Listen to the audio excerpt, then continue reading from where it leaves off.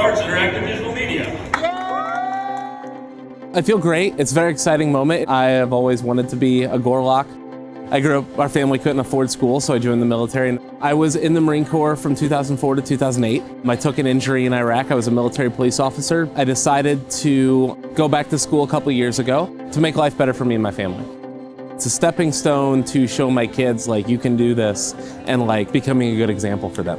I chose Webster because I know they're A, a good military school, and B, I grew up in the area, and I knew they were a good school in general. So I did receive an educational scholarship when I applied to Webster. I also went back to school on what's called vocational rehabilitation because I have an injury from Iraq. They wanted to find a career path that was great that would coincide with my injury. I'm just really excited to move on and make a difference in the world somehow.